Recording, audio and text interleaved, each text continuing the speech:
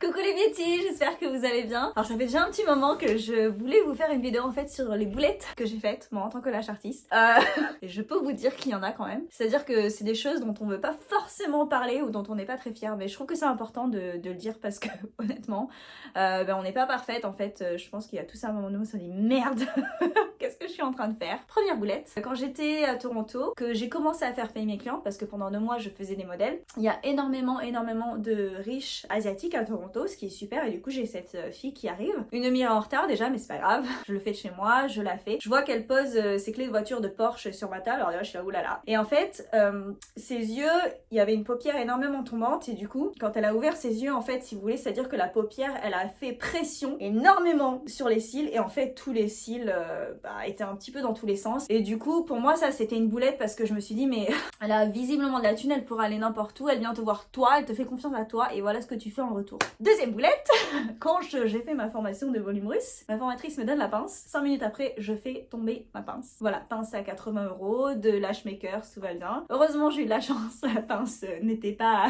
pliée dans tous les sens, mais ouais, j'étais tellement stressée que voilà. Autre boulette, quand j'étais en France, j'ai fait un rehaussement sur quelqu'un qui n'a pas du tout marché. Alors, c'est une boulette sans être une boulette, hein, ça arrive, mais c'est vrai que je veux payer quelqu'un pour quelque chose, c'est assez frustrant. Donc moi, mon motto dans ces cas-là, c'est-à-dire que je lui ai fait payer la moitié du prix. Parce que faut être honnête, pour moi, on a un humain en face de nous, elle voit tout à fait qu'il y a quelque chose qui va pas, que ça va pas forcément marcher, ça sert à rien de faire genre non, c'est normal. Moi, je lui dis écoute, franchement, c'est des nouveaux produits que j'utilise, j'ai jamais travaillé avec, je trouve que ça va pas marcher. Paye-moi la moitié pour que ça rentabilise quand même mon temps à les produits. Autre chose, j'étais en train de faire les cils d'une mariée magnifique de 60 ans. C'était 8 h du matin, je sais pas, je pense que je n'étais pas réveillée et j'ai fait tomber ma pince de volume russe sur son œil. Alors, ça va quand même parce que ma pince est tombée vraiment, la pince de volume russe elle est en L, elle est tombée à plat en fait sur son œil. Donc c'est juste que ça l'a réveillée parce qu'elle dormait, ça lui a fait un coup, mais elle a pas été coupée ni rien. Ça aurait pu être beaucoup plus dramatique que ça.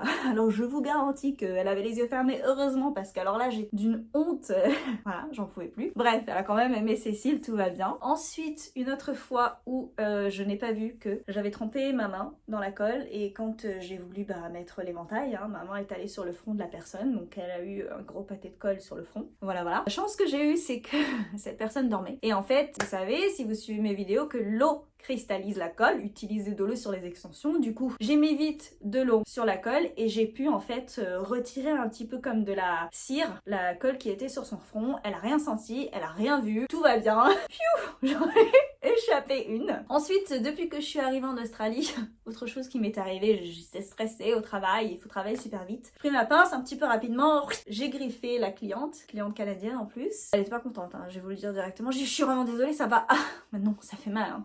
Voilà.